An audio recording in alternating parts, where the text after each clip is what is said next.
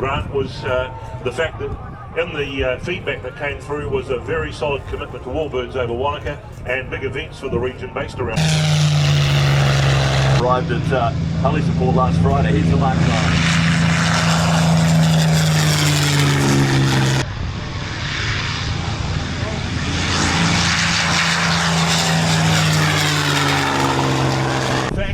The Vampires, of course, are what we ended up with in the RNZAF. They were our official birth to the jet age, but not really, because the Vampires were preceded by one solitary Gloucester Meteor F3, which was sent out from Britain as a sort of a demonstration evaluation. In fact, I had the pleasure of talking to Sir Tim Wallace about the fact that the Ashburton-Muir F3 over Invercargill, because it was paraded around the country. It's a great pity, of course, that that aircraft being there. I think the engines exist. There's one at Wigram, I think one up in Auckland somewhere, maybe at Motan. The rest of the airframe was broken. This is what we're seeing now, this Vampire, representing part of the golden era.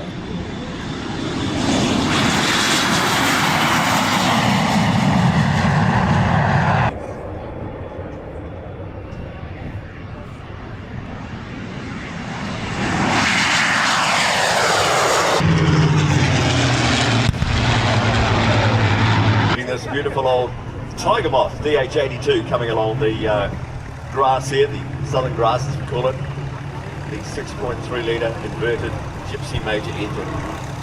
As our 3 V12s come back around again, ladies and gentlemen, we have an air show.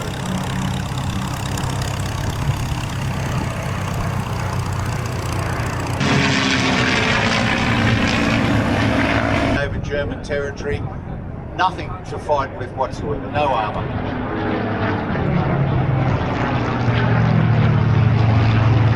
Well, no, less streamlined than the Mark 9, which is basically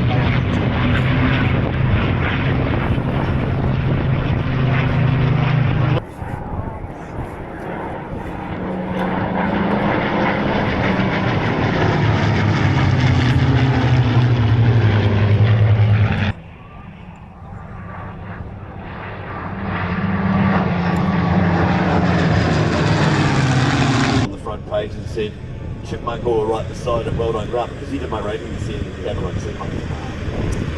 This is team from RD Petroleum. Guess what? We're celebrating 100 years. we're all over fields. All you did was point the thing in the direction in which the wind was coming from, over here at some stage. Yes. Because you guys used them to great advantage. I believe there's one not far from here, but it's not airworthy. No, and that's a pretty famous aeroplane. P51, look at that on the CMA folks on runway 11. Engine. Yeah. Couldn't be developed as much as the axial flow that the Germans used, because they were quite adept at design. In fact, the guy that designed the UMO 004 engine, he was the lead designer.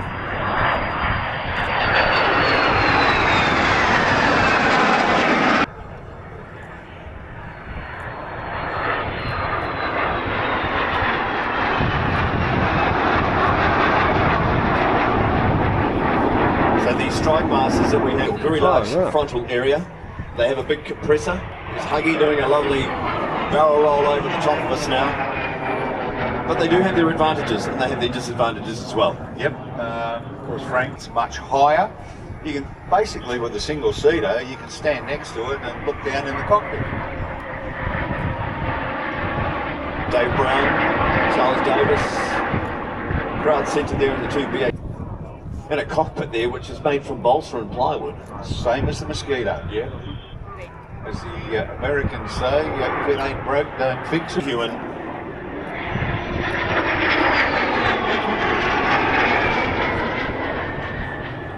Central shaft with a series of cans behind it, which is where the fuel is ignited. Frontal area for that jet engine as well.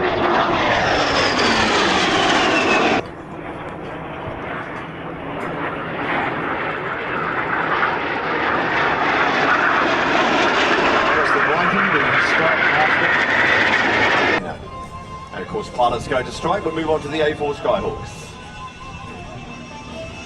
Charlie Davis.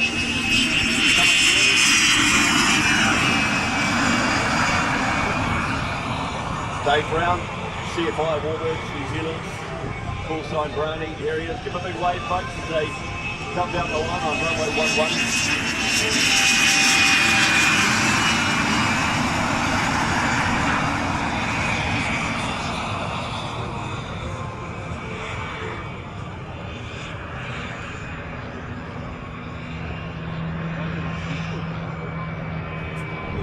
As it goes in, what a beautiful aircraft.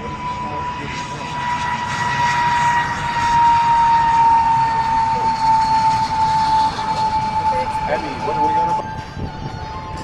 Ross Brody, his home is Rangitata Island along the Tiger Moth Lily. He's 84 years old, this aircraft, and it's a fourth generation of pilot. Ross is absolutely incredible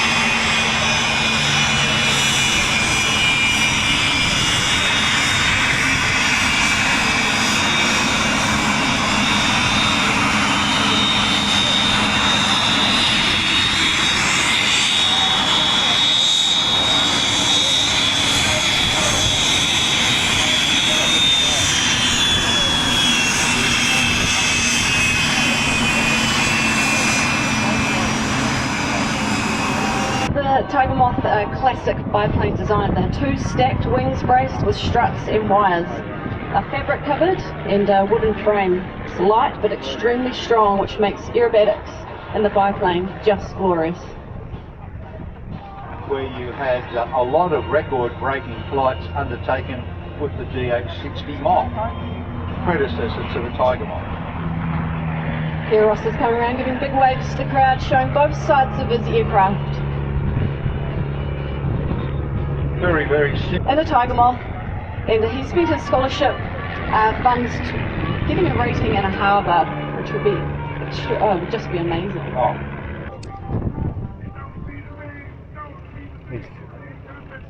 Trying to think if she go inside for a few minutes. The helicopters have just started up down there. Yeah. The fan zone is the blue Otago Daily Times marquee. So there'll be pilots roaming throughout the day doing signing. Big waves to Ross Brody as he comes along the flight line. Great job, Ross.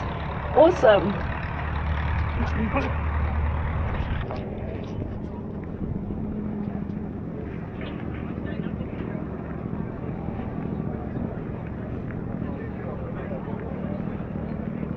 You're in for a real treat. Alex is a passionate aviator in any facet he can get his hands on when it comes to aviation. He loves helping out, sharing skills and introducing others to aviation. He has skills galore, including world records for dynamic. Oh, it's only taxiing, isn't it?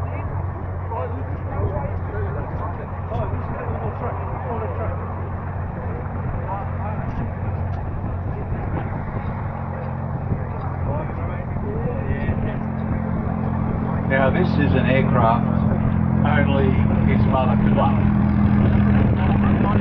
Designed for one purpose, ag work only. Built by the guys in Mad Max. It's just settling off. And Grant's going to give us the description of all of these wonderful helicopters.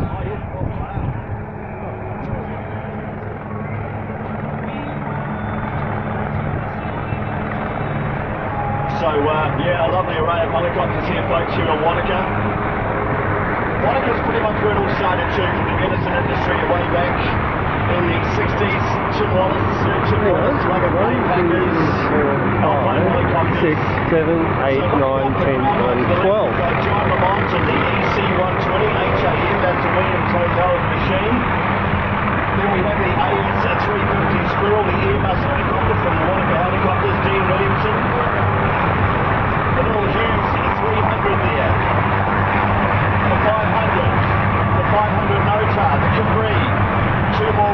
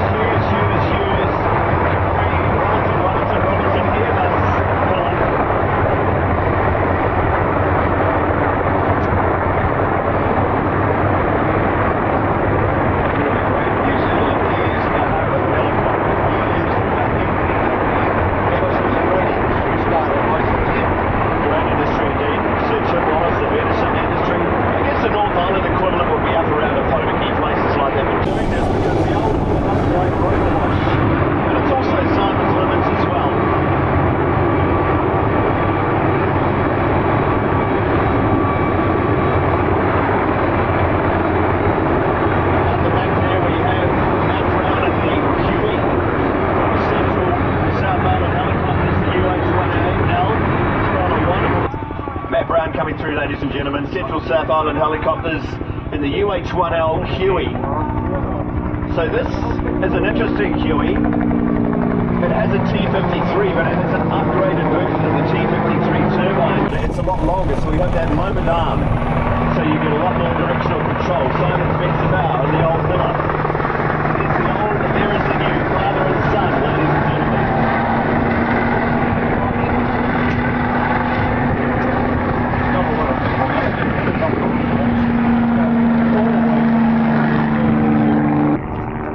Jason Hill in the Sikorsky Black Hawk.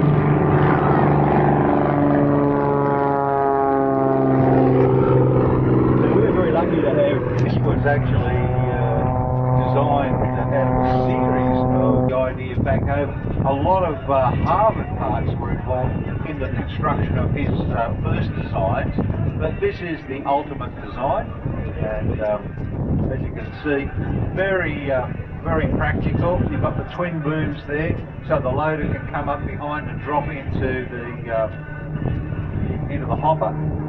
It sits very high. It's got a great view, but it also gives you a very distorted.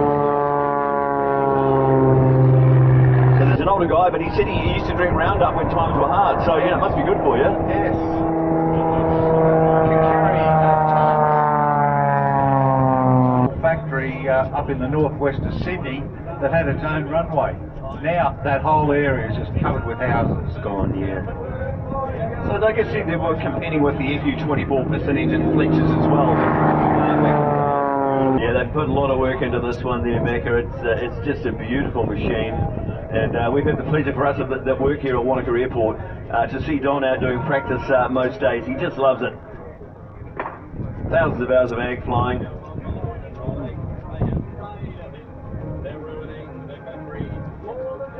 Don Hart, ladies and gentlemen. Very good short field performance. Don Hart might have had a role in Mad Max as well. He's a hard case, folks. That's Kiwi for a good sort. So if you do get a chance to pop and see him, give him a big wave as he comes down the. Continue with the silver aircraft later on. Definitely made to be seen by other people in the circuit area. That was a train. So Vaughan will heel through. Okay, ladies and gentlemen. Fantastic display.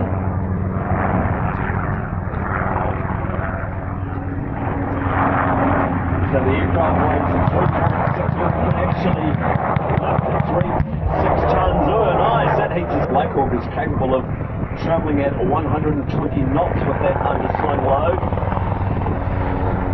Extremely manoeuvrable. And it can cruise. Mark Laws, Jason Hill, they're two up in there, sideways down the line. Now some of you might have heard about Mr. Mark Laws. In the past, Mark has got the New Zealand, one of our representative representatives, the SAS, a decorated soldier. This is a troop ship, very successful with the different arms of the United States, Australia. You also have the Seahawk, the Romeo Seahawk, and I believe you guys are getting used to that.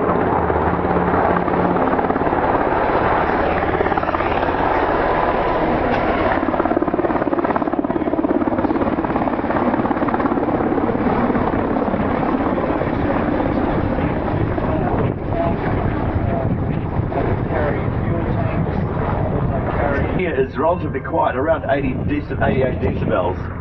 It's got a twin engine configuration. It can do anything at all up weight on one engine that it can with two. It's got a category A helicopter.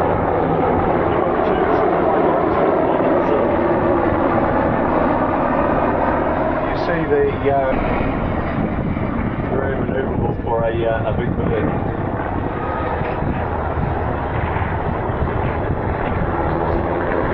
them, and then we got the type hands in and we figured out the replacement. Should have made those, yeah.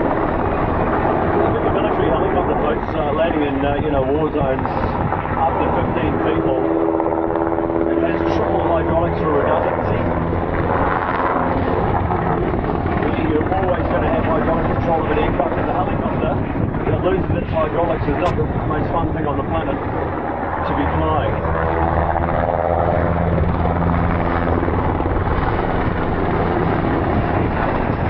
Very, very versatile machine.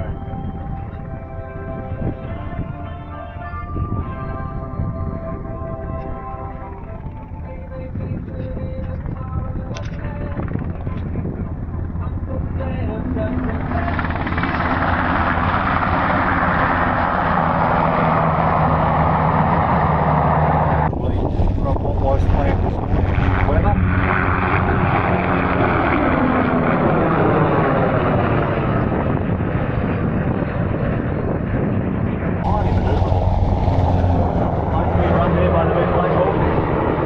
Now, can cruise at 140 knots. I think first time we've had it at Warbirds over Wanaka. I had a big nod to the crowd there. Look at that. Coming up to the gold bars. Give a big wave on you, boys.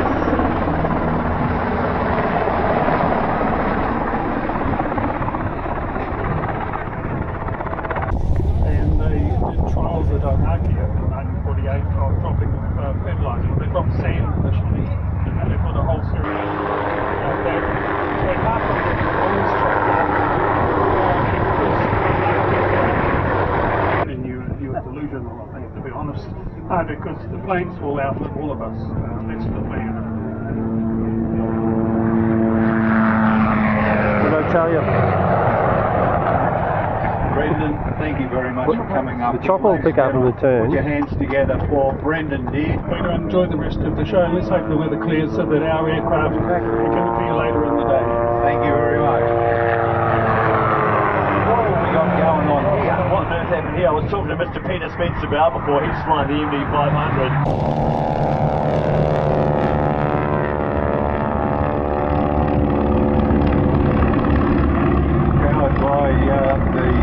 With the R985, It can sometimes run out of rudder, so at slow speeds on landing.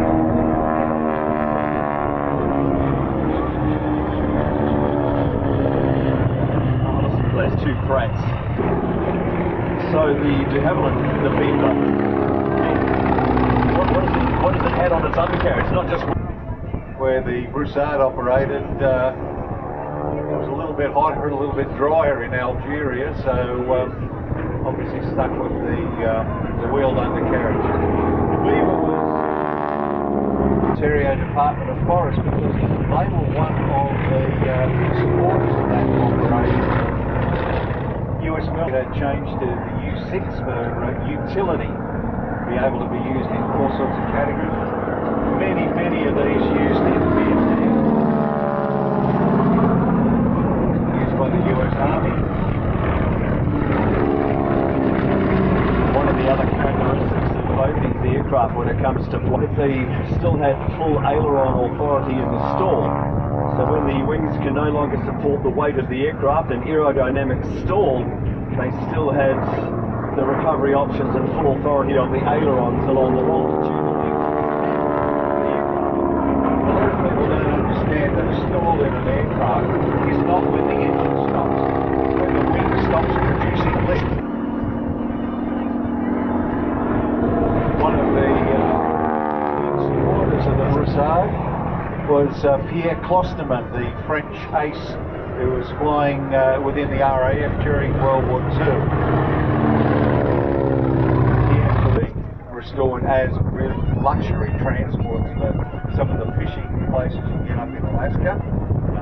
They've got this magnificent aircraft that they bring in. People go from all around the world to get into some of these fishing spots, and they often are flying in. Basically, the next aircraft off the road back together, which was the big 29 that they found, of course, it caught fire, and it was a very sad thing at the end. But the de Havilland Caribou that they had for that, the paces that they put that thing through. Hot tyres, so what they fill it up with? Propane from the barbecue. It's Pete Hendricks touching the Max Holst Broussard down. Both of these, a lot of guys fly these, and a friend of mine back home, Dave Salter, has one that ex-Kenyan Air Force. He used to operate a number of them on ag work. He's got about 34,000. A big wave as they take the past, ladies and gentlemen. They look very, very similar, but there was no collaboration between the design. Yeah, so this one was part of the transatlantic expedition there, folks. As I mentioned before, the de Havilland DHC2, Beaver, and the Max Hulse Broussard. Very precise handling aircraft, train thousands and thousands of pilots on both sides of the Atlantic. Very, very simple to operate, simple to maintain.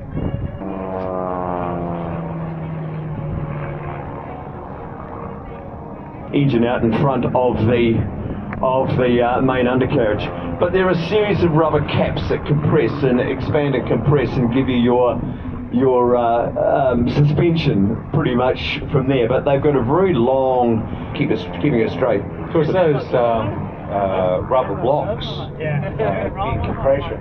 It's exactly the same system that de Havilland used on the Mosquito. Is that right? Yeah. So I'm effectively flying a Moss too. Yeah. Fox Moth over there. What a beautiful plane. APT touching down. You see, Legend Aviation. You see the instrument panel right in the middle. Over stenciled this.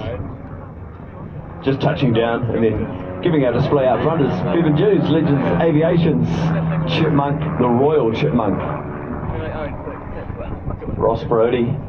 Abby, you've got some interesting stats. The Chippy, again, giving a good wave. Seeing the decals on the wings. And aviation, Harvard taxiing out. One of the most beautifully restored Harvards anywhere in the world. So, the road to the Spitfire. G'day, Bev. Beautiful, beautiful Harvard that.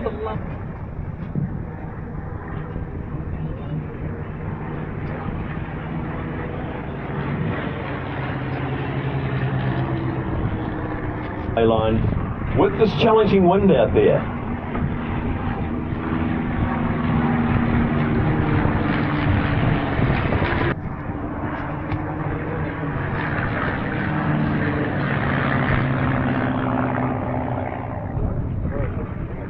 One of the keys with the Tiger Monk.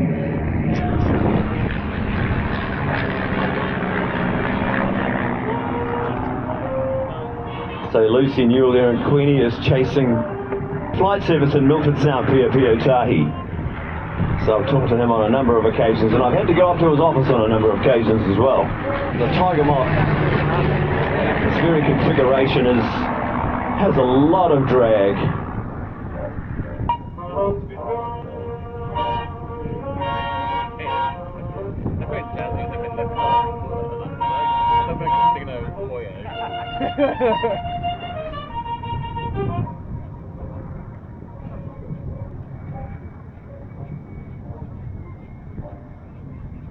Lockie just touching down and off at November Lima.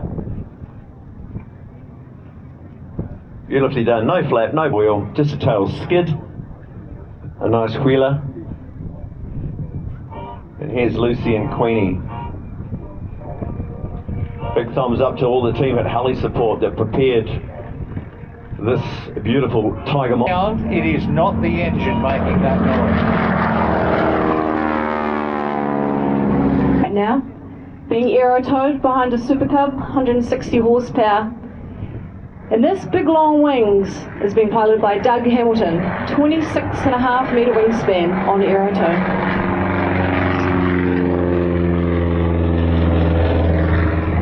I remember Doug Hamilton when he used to work for the Wakatipu Aero Club, which is sadly no longer in Queenstown.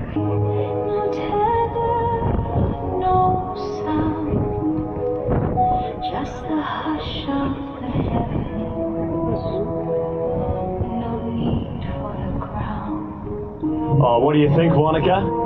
What a beautiful landing. Give Doug Hamilton a big hand. Abby's going to grab the wing. Beautiful, absolutely beautiful. And you might have just seen on top of the wing there the little spoilers that popped out there, and they're designed to actually spoil the lift.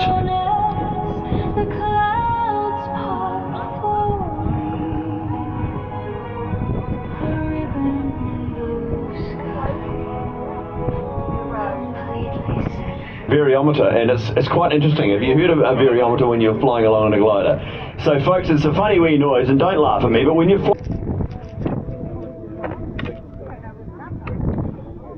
It's 12:40.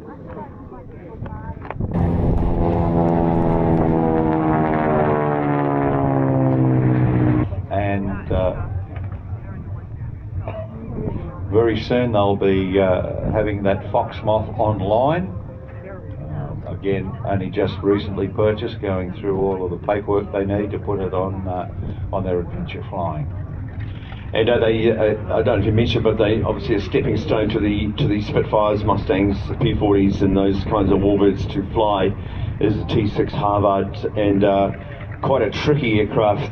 Bevan tells me there's two control whilst on the ground. They do have that tendency to want to ground loop. If you don't keep them straight, you don't stay ahead of them on the rudders. A ground loop, for those of you who don't know what it is, it's basically when the aeroplane is coming into land, you've got it slightly out of control and it swaps ends. Yeah, usually digs a wing in. Not fun. And not cheap. Oh shit. Coming in hot on takeoff is Spitfire.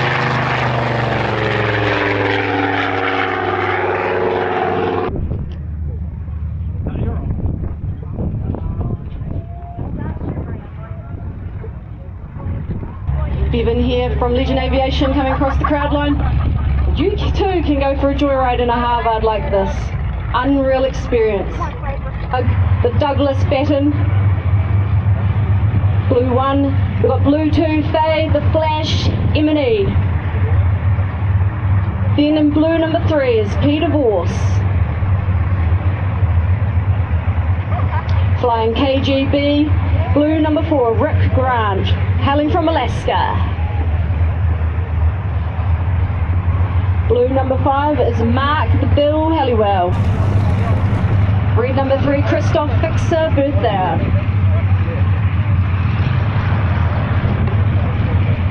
This aircraft has quite a few records to its name.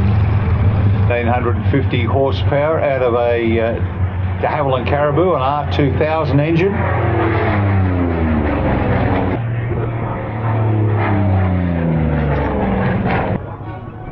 You may wonder why they call it Steadfast. It's after Reno's Stead airfield. It also used a modified type fuel for these record attempts. 10th of October 2011, it set the official international speed record for piston-engined aircraft under 3,000 kilos. 116 miles an hour in the old money. The system on this particular aircraft is quite different to the other aircraft we're seeing at the show. That's correct. This is from a type developed by the Sanders. Trailing lines of smoke there turn into little rings due to the vortices coming off the wingtips.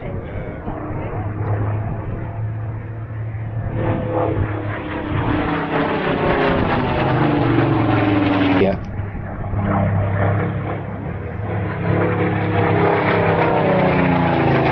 And syndicating the ownership. You guys do it better than anybody else in the world. It doesn't work in Oz, I can tell you that, but you guys make it work. People who never get to fly in the aeroplane are, shall we say, a part owner. Yeah. And what they do is they front up an upfront cost to buy into a syndicate, and they... Did you plant the seed, Endo? I'm hoping. Good. Look at this Mustang, folks. See the spinner, the engine cowling's a little bit more bulbous. It reminds me of the Hispano 109's the Bushcomp. You hear some Spitfire evolution. I mean, it went through over a pretty short period of time a lot of changes, didn't it, really?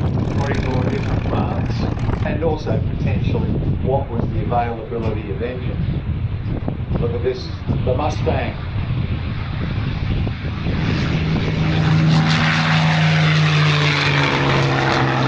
With no wings at John Smith's Vale of Buffalo. The Mighty Avenger.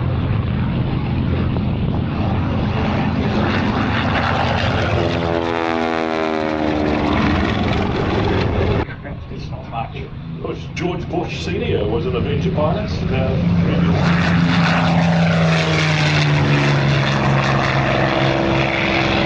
Knew that.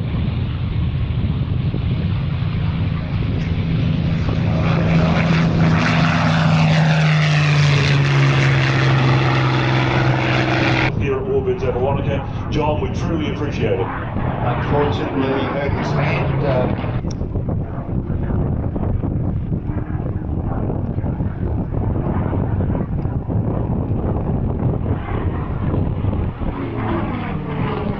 This raid operation chastised.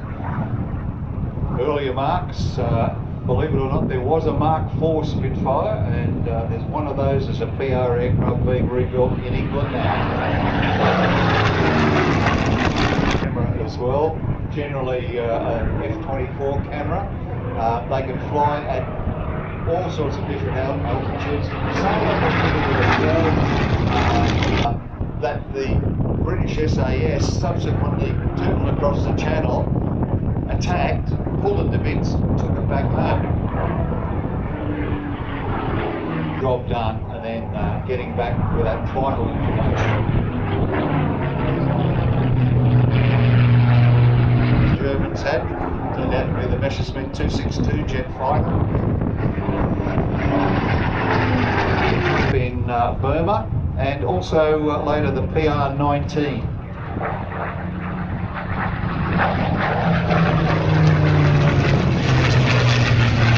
Fighter armament with 4 20mm Hispano cannons.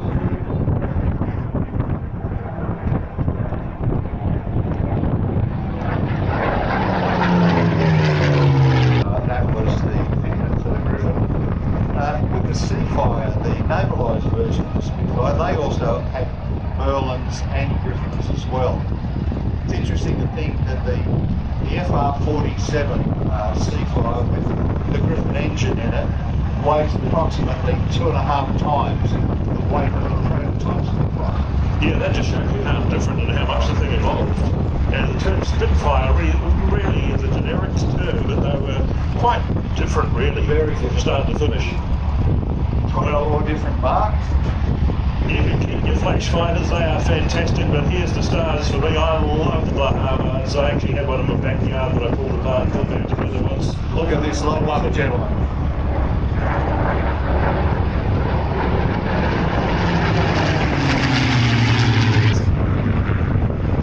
We're going to hand over pretty much now to Andrew Gormley. Andrew is the mastermind between cutting how he's getting on. Of course, he owned it. You bought it off him. That's right. Yeah, we got it for all right. Yeah. Is that right? It is very. One day I want to see a Mark 1 flying with a Mark 24. Start to finish.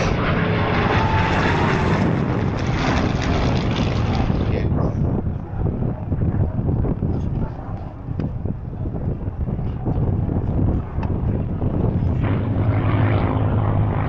As you can probably imagine, ladies and gentlemen, it takes quite a bit of. The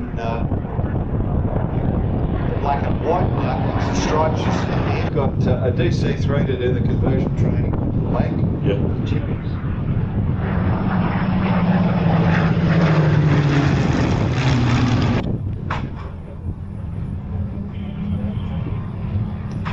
Okay, so here we go. We've got the first aircraft of the Roaring 40s display team.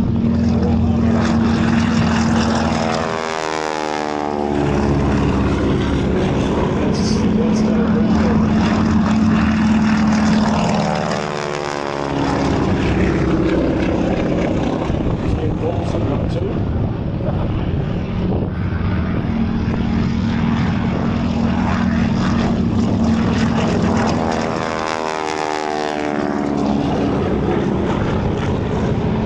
Yes, that's right, that's Lewis. skies. Oh, here comes that big fella. Just look at that. Beautiful. And,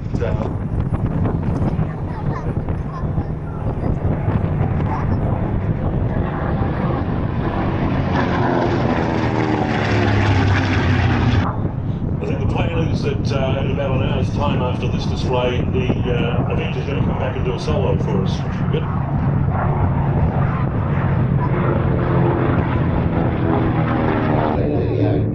You will never forget the work of St. in pioneering this, and those who have been coming to the show for a while will remember the absolutely impossible things that he achieved. He never told us to carry a spear in the boot. Oh, Macca, you're so funny. One of the funniest things about that is that the British built the Spitfire, which is arguably the most beautiful fighter ever built. But they also built the Austin Allegro. We never forgive them for that. No, but I don't think there are many similarities between the Hillman Avenger and the Grumman Avenger. I think Morris Marino came as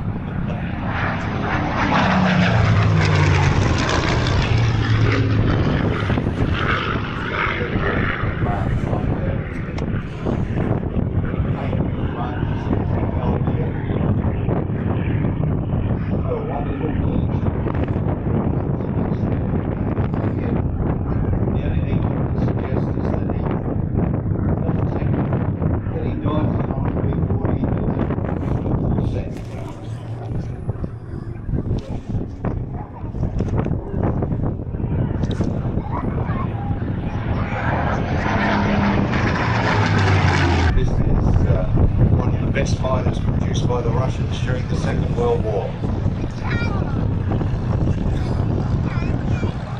Mr. Graham proves had a lot of success with this one. It's over there with that aircraft. Of course, they had a lot of thoughts when they went up. I'm surprised they did it. You do that to your death. Peter Mack did a commentary at Ardmore, and that was just a brilliant effort.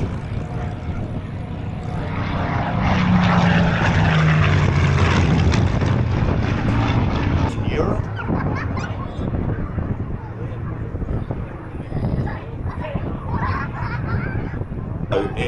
in the world, competing here, I'll just observe Ando's 45 rule.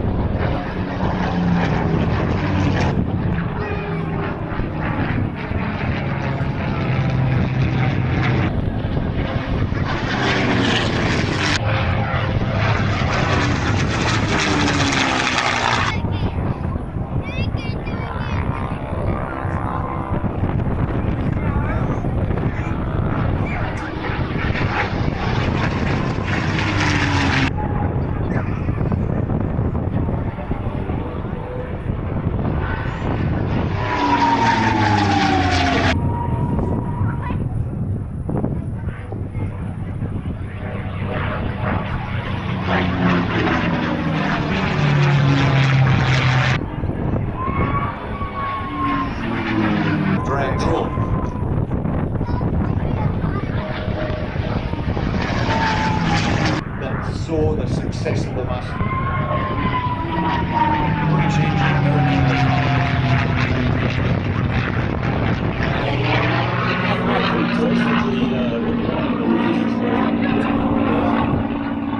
British scores a third on that.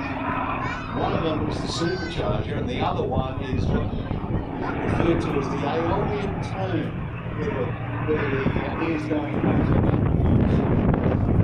Yeah, I'll put money on the gun ports. It's quite an impressive sound, isn't it? very. Started off with different armament, some based on the fuselage and the wings, settling on 650 calibers. They actually did improvements on the engine when Packard was given the license to build it. Ford was supposed to do them, but Henry Ford actually had leanings towards doing it.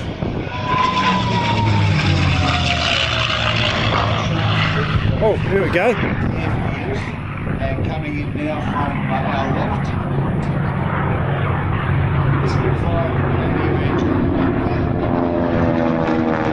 Effectively like a fuel injection system, which got over the fact that it could take negative G and that kind of thing.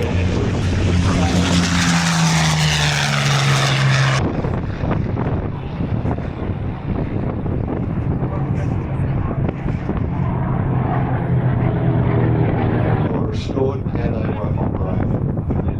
And if you're very lucky, Brendan himself will sign both copies of those should you purchase. This is a great tribute to what Brandon's been able to do. So it's really thank him for what he has done. This is a dangerous Flying around tomorrow in better weather. Thank you, Mike. Mike O'Rourke, owner of the X-7B. Look left, folks, the Avenger, the Mark 9 Spitfire, the P-51D. Cannon firing through the nose cone and two 50 cal or metric terms 12.7mm machine guns in the cowl. So mine has replica guns on it. Normandy Squadron. They acquitted themselves incredibly well in Lithuania next to the Niemen River and were awarded the title of Normandy Niemen Squadron. So they accounted for themselves incredibly well and hence the name. And there's still a French squadron called Normandy Niemen.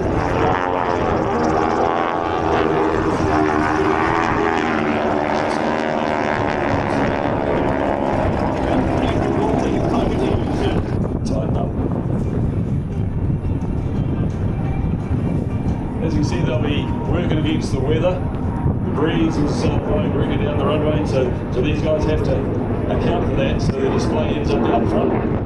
It was a nice picture shot here with a belly up pass from left to right.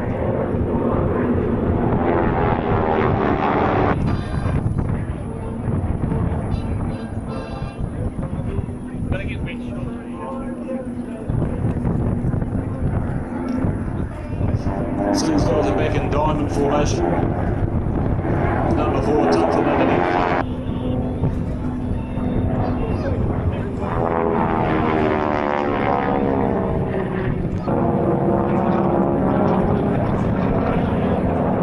And the ship, the 3 ship, close to the pass. Manned by Number Prod Rogers, ANC.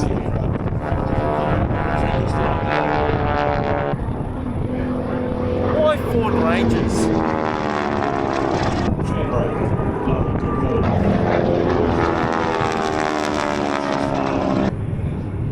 We've got a couple of single-seaters up here in Tauranga. So this is called a wheeler landing. Probably tell why. 98 geared first is quietly eased down and roll forward because the other, that's the way, just to get all the distance he can. So that Frank in 92 has got a clear run.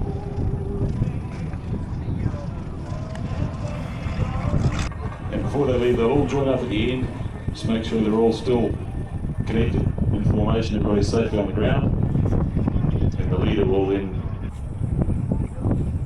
there's an old saying with what we call tail dragger aircraft. In other words, aircraft with the third wheel at the rear, not the front. Yeah, but as well,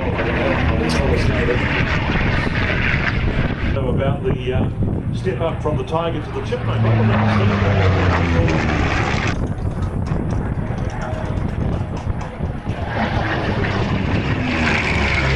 that the Luftwaffe was told not to film time here. Look at the performance. Yeah.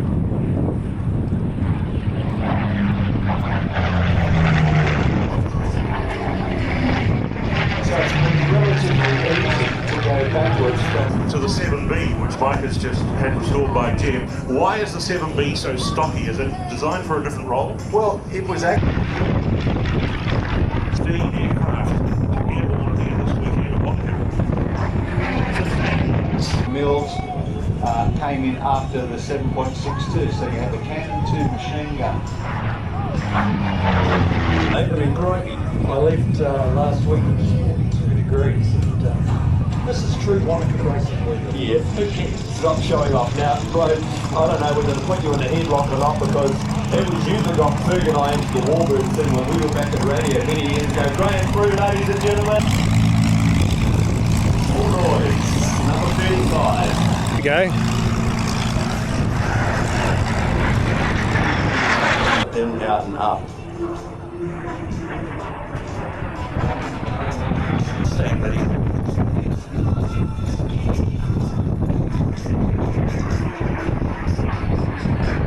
At Susie's, what I was to see first a Mustang, but then to Spitfire and see. And it was Warbirds. Right above us. The Polycarp off the I-16, the biplane, and then we had Hurricane that he was using the Tundra.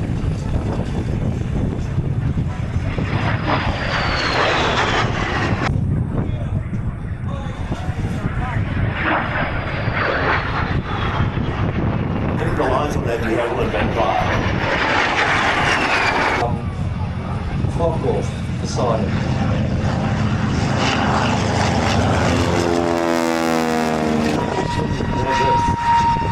Thanks, mate. And it's lovely to be back here. Thank you. Yeah.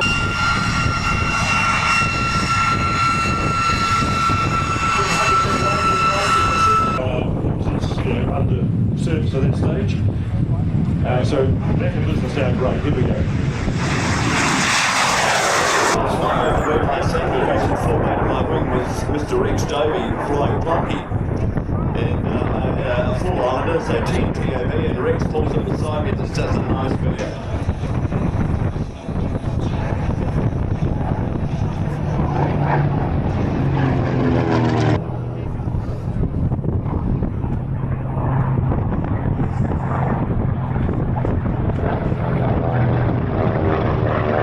Confidence in that big radial single engine, because he sat in the back seat and came along for the ride with him. Remember talking to the guy that flew it, he's a crop duster and pilot.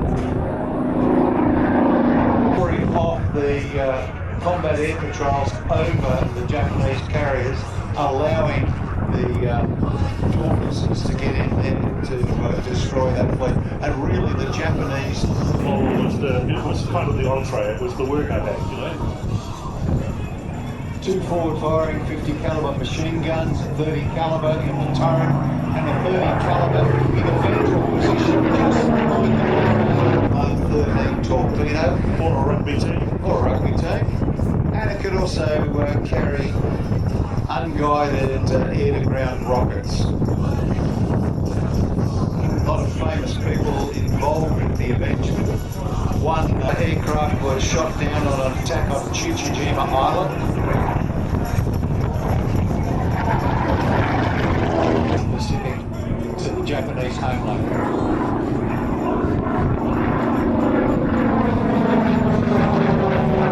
Volunteers have miraculously brought a couple of Avengers back to taxiing sort of status. They don't fly.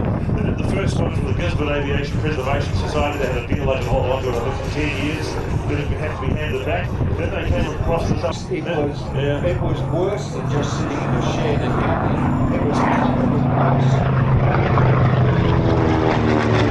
Bit of, and the nose art on the side really does reflect that. And Plumpy stands for the Flying Beer Barrel.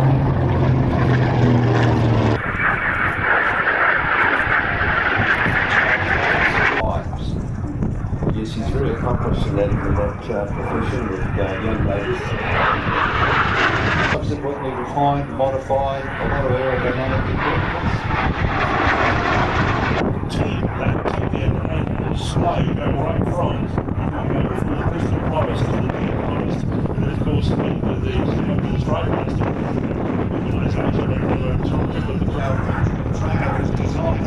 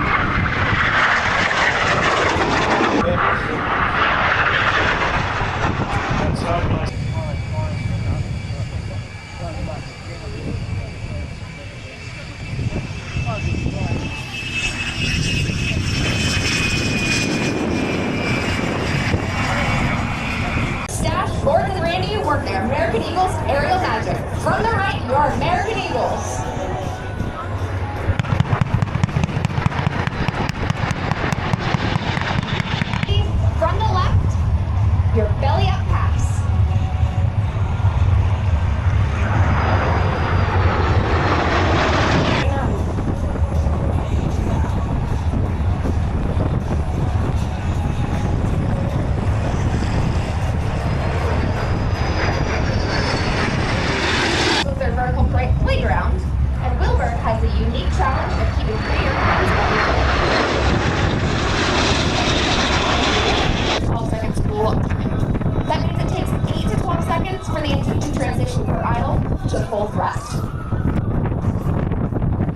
Another gorgeous pass coming from our 2026 American Eagles from the right.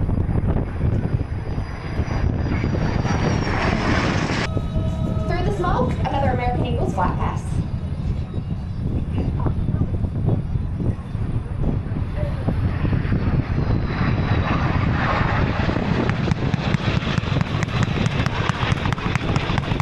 Now we're talking. That's a fantastic in that tight turn.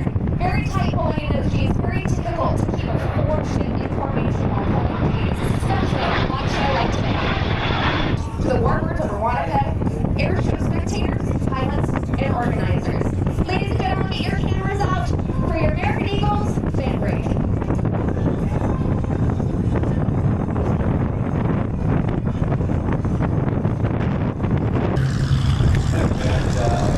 Yesterday was the opportunity to come in and was very successful in that. In fact, he led a mass formation of suburban flying boats across the Atlantic to Brazil and followed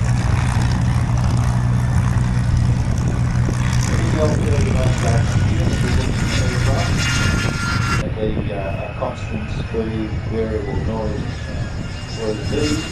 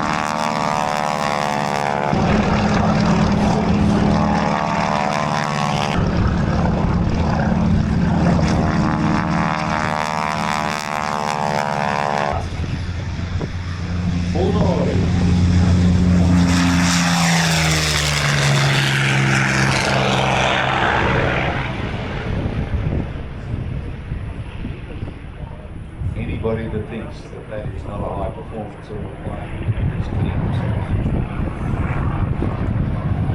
Spitfire Mark 11.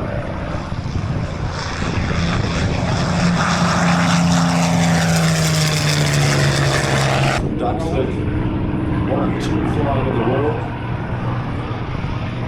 Steadfast. Look at flying again.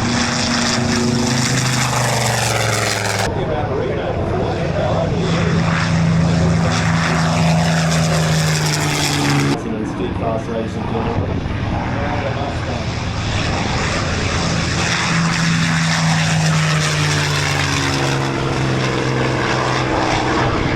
Coming in from our left, we have the Yak 52s and the Harvards, together with the Avenger.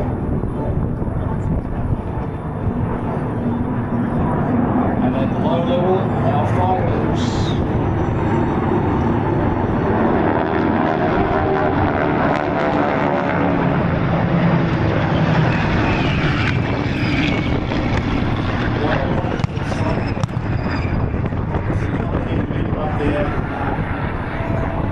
radials, these size, even in planned profile here we see of the TBM, the Grumman. It's like flying a block of flats. So one of the largest single-engined? Largest single-engine World War II aircraft. Yeah. Had to put it down on a carrier. So you land on a carrier, you arrive. Well, if you look at the carrier-based aircraft, you remember an A4 Skywarp, 75% of our land, I think, control crash. Well, you can absolutely back in from the left our ovens.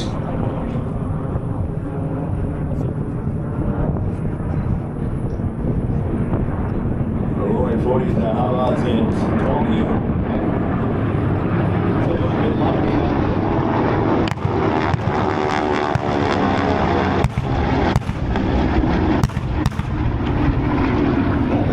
There'll be some Perth weather arriving tomorrow, so that's will be pretty much appreciated and invited. Thanks, bros.